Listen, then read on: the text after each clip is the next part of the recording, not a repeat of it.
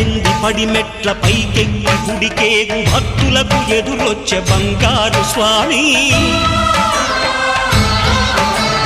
ఇరుముడులు స్పృశించి శుభమును దీవించి జన బృందముల చేర జగమేలు స్వామి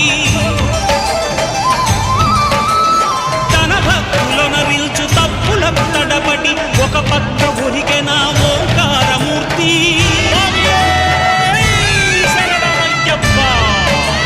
స్వాములందరూ తనకు సాయము కాగా ధీమంతుడై లేచె ఆ కన్య స్వామి